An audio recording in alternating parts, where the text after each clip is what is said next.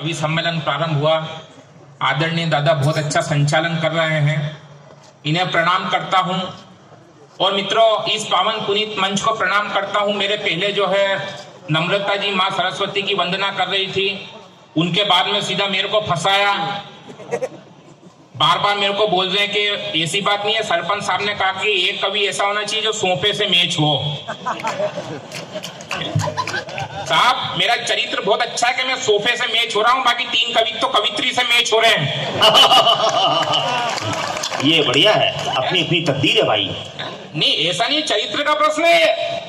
कहीं से कहीं तक कोई टेंशन वाला मामला नहीं है साहब, आप बिल्कुल लोड मत लेना। मैं इस कवि सम्मेलन का पहला कवि हूं और मैं आपको बताना चाहता हूं, इन्होंने भी सोचा कि पहले इस गाजर घास को ही निपटाओ। लेकिन मैं कहना चाहता हूं कि जो पहला कवि होता है ना भाई साहब, वो होता है भट्टी की जलेबी। मतलब जिस प्रकार हलवाई जलेबी बनाने के पश्चात पहली जलेबी को भट्टी में झोंक देता है, वैसे ही सारे कवि मिलके इस पहली जलेबी को भट्टी में झोंक दिया। तो मैं कहना चाहता हूं कि वो जो पहली जलेबी होती है वो आस्था की जलेबी होती है, विश्वास की जलेबी होती है, प्रेम की जलेबी होती है। सारी जलेबियों से ज्यादा उस जलेबी की वक़्त होती है, वो जलेबी भट्टी पे चढ़ती है, तब जाके धंधे में बरकत होती है। वो जलेबी भट्टी पे चढ़ती है। वाह भाई कुलदीप भैया। तो साहब ये है, बाकी तो कोई टेंशन वाला मामला नहीं है। आप जितने भी बैठे हैं मेरे लिए पर्याप्त है। बीच बीच में ताली ठोकते रहना दादा, आपसे विशेष निवेदन। और ये बीच बीच में गर्दन यूं यूं नहीं हिलाना, जहाँ चौथी पंक्ति आई वहां ताली बजाना, क्योंकि आज से 6 महीने पहले मैं भी यूं यूं गर्दन हिलाता था। फिर मेरा घर वाले मेरे को लेके मेहंदीपुर बालाजी गए,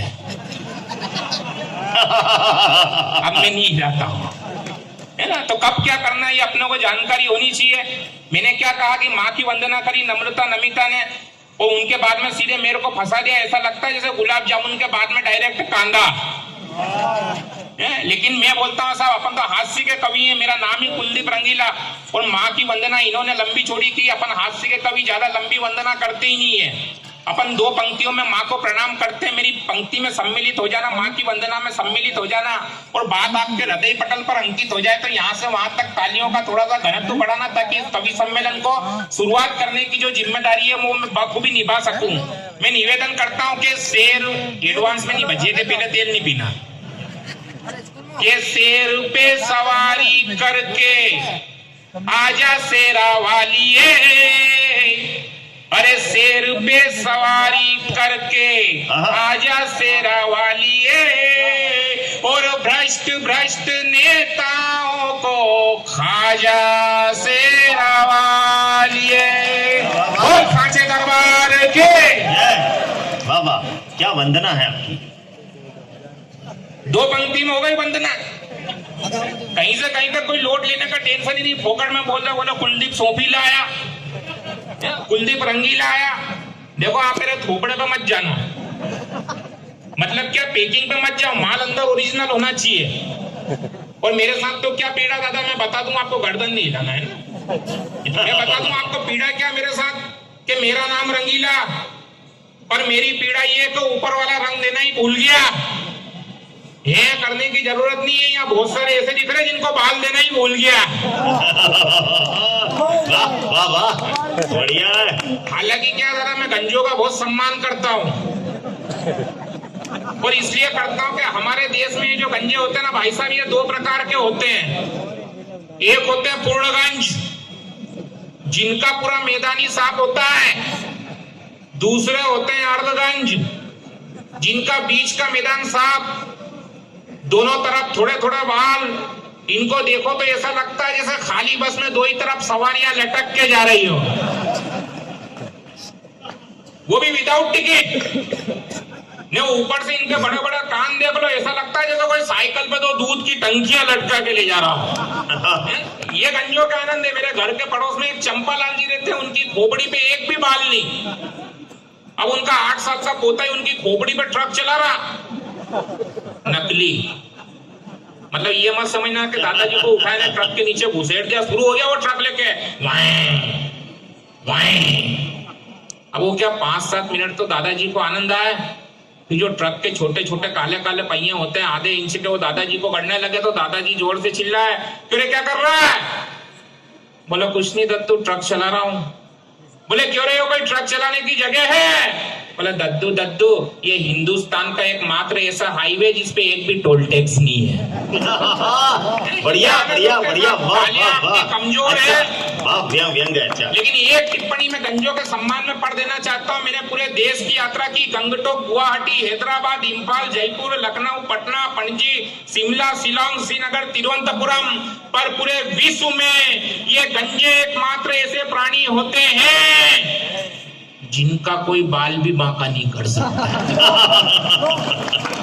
बढ़िया है, बढ़िया भाई, ये हालत है साहब। लेकिन मैं कहना चाहता हूँ कि ये कविगण यहाँ पर उपस्थित हुए हैं, ये आपके प्रेम के कारण उपस्थित हुए हैं। ये कवि सम्मेलन जो है साहब, ये सरपंच साहब का आदेश हुआ, हमारे बड़े भाई परमानंद जी का आदेश हुआ तो हम लोग उपस्थित हुए हैं। यहाँ हमारे लिए पैसा मायने नहीं रखता है, हमारे लिए यहाँ सिर्फ आपका प्रेम मायने लगता है। अगर यहाँ से कुछ हम लेकर जाएंगे तो वो सिर्फ आपका प्रेम है जो तालियों के रूप में इन कवियों तक पहुंचता है, और आपकी तालियां इन कवियों का आत्मविश्वास बढ़ाती है। और कहीं स्वामी विवेकानंद ने कहा है कि जिस व्यक्ति के पास आत्मविश्वास होता है वो आधी जंग लड़ने के पहले ही जीत जाता है। साहब उस जंग को जीतने में आपको हमारा सहयोग करना है, क्योंकि पैसों की तो ये हालत है कि हम तो कवि लोग, हमारे पास जब पैसा होता तो अनाप शनाप होता है। जब हमारा सीजन चलता है, गणेश उत्सव, नव दुर्गा, नहीं तो टोस के भी मानते रहते हैं। ये नहीं सही कह रहा हूं, ये हालत है साहब। अभी पिछले दिनों 6 महीने पहले मेरे को चिकनगुनिया हो गया। अब अपने पास पैसे कोड़ी कुछ नहीं, मेरे पिताजी ने 35,000 रुपए लगाए। अब मैं बिस्तर पे पड़ा, हॉस्पिटल के अंदर ग्लूकोज की बाटल चढ़ रही, मेरे पिताजी कुर्सी पे बैठे, खोपड़ी पे हाथ धर के, क्योंकि 35,000 रुपए लगा है। ये सारे कवि मित्र मेरे को देखने आए। अब परमानंद जी ने मेरे से पूछ लिया, बोले कुलदीप कैसा लग रहा है? अब मैं बोलूं, उससे पहले मेरे पिताजी बोल उठे, बोले उनसे पूछ के देखो जिनका पैसा लग रहा है। तो साहब पैसा महत्वपूर्ण नहीं होता, प्रेम महत्वपूर्ण होता है। मैं 4 पंक्ति आपके बीच में रखना चाहता हूँ। और साहब मैं कहना चाहता हूँ, यहाँ पुलिस के जवान भी मुझे दिख रहे थे, पुलिस को विशेष प्रणाम करता हूँ मैं। इसलिए करता हूँ कि जितनी अच्छी पुलिस हमारे देश की, इतनी अच्छी कहीं है ही नहीं। ऐसा इसलिए बोल रहा हूँ कि मेरे को वापस निकलना है। नहीं सच्चाई है साहब। मैं निवेदन, एक बात मेरे को समझ में नहीं आती है, मैं पुलिस के जवान से पूछना चाहता हूँ कि जब हमारे यहाँ पुलिस की वैकेंसी निकलती है, जब भर्ती निकलती है, तो उसमें एक चीज विशेष रूप से जो शारीरिक परीक्षण होता है, उसमें एक बात विशेष रूप से देखी जाती है कि उसका सीना आगे होना चाहिए और पेट अंदर होना चाहिए। लेकिन जब रिटायर होता है तो इसका उल्टा हो जाता है।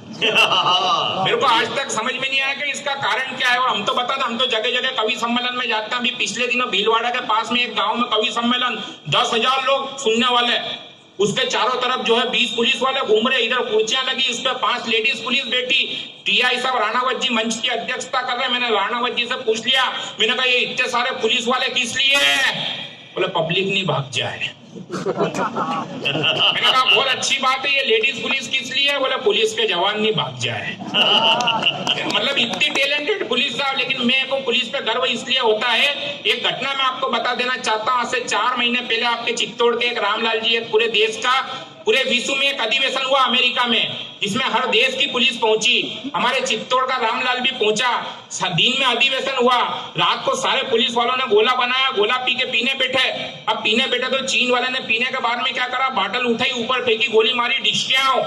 तो अपना रामलाल बोला, चित्तौड़ वाला बोले ये क्या तमाशा? बोले हम चीन की पुलिस, एक बार जिस बोतल में पी लेते उसमें दोबारा नहीं पीते। अब पाकिस्तान वाले का स्वाभिमान जागा, उसने गिलास उठाया, ऊपर फेंका, डिस्कियां। बोले ये क्या तमाशा? बोले हम पाकिस्तान की पुलिस, एक बार जिस गिलास में पी लेते उसमें दोबारा नहीं पीते। साहब उसके बाद में हमारे रामलाल का नंबर आया, उसने पाकिस्तान वाले की कॉलर पकड़ी, ऊपर उछाला, डिस्कियां। तो चीन वाला बोला आइंग माइंग चू, ये क्या है? बोले हम हिंदुस्तान की पुलिस, एक बार जिसके साथ पी लेते उसके साथ दोबारा नहीं पीते। बढ़िया बढ़िया बढ़िया बढ़िया, वाह क्या पीने में निपटा दिया पाकिस्तान। चलो सब ये हालत है हमारे देश की। लेकिन मैं कहना चाहता हूँ कि एक घटना आज से 1 साल पहले आपने देखी होगी। हमारे पुलिस पे इसलिए हमें गर्व होता है कि भोपाल की जेल से जब 8 आतंकवादी जेल तोड़कर भागते हैं और पुलिस के जवान उन आतंकवादियों को उड़ाते हैं, तब 4 पंक्ति में पढ़ना चाहता हूँ, जितना ठहाका आपने पुलिस के लिए लगाया है उससे 2 गुनी ताली इस मंच तक पहुंचा देना, ताकि पुलिस वालों के सम्मान में कोई बात हो जाए। मैं कहना चाहता हूं कि भोपाल की जेल से जब 8 भोपाल की जेल से जब 8 आतंकवादी जेल तोड़ करके भागे, उनकी आहट पाकर मेरे देश के सक्रिय पुलिस वाले जागे। माना कि बेड़ियां नहीं थी उन आतंकवादियों के पांव में, जल्दबाजी में सबके सब घुस गए एक गांव में। ये ऊपर वाले की कृपा थी, योग था या संयोग था, पर उस एनकाउंटर में पुलिस के साथ साथ गांव वालों का भी बहुत बड़ा सहयोग था। तो मेरा भारत सरकार से निवेदन है कि गांव के प्रत्येक नागरिक को पुरस्कार स्वरूप 1,000 रुपए, उन पुलिस कर्मियों को 1-1 पेटी, और शहीद हुए उस हवलदार को पूरा एक खोका देना चाहिए। और जितने भी आतंकवादी हिंदुस्तान की जेलों में बंद हैं, उन सबको भागने का 1-1 मौका देना चाहिए। सबको भागने का 1-1 मौका देना चाहिए। उन सबको भागने का 1-1 मौका देना चाहिए साहब। इससे ज्यादा मैं चमचागिरी पुलिस वालों की नहीं कर सकता हूँ। क्योंकि साहब मैंने क्या कहा, बढ़िया कि हमको निकलना है। और बड़े बड़े कवि, दिग्गज कवि मंच पे बैठे हैं। हमारे नम्रता जी ने बहुत अच्छी वंदना करी है। भाई साहब उठे अपने दोनों हाथों को हिलाते हुए, कहाँ जा रहे हैं, मुंह उठाते हुए, टी शर्ट में शीघ्रता पूर्वक ऐसे जा रहे हैं जैसे शतक मारने के पश्चात सचिन तेंदुलकर अपने गंतव्य स्थान पे जाता है। इनके लिए जोरदार तालियां, शानदार प्रदर्शन, बढ़िया। साहब मैं कहना चाहता हूं कि पैसा महत्वपूर्ण नहीं होता है। और मैं जितनी भी देर इस मंच पर रहूंगा ना साहब, पहला कवि हूं इस मंच का। मैं आपसे वादा करता हूं, मैं आपसे वादा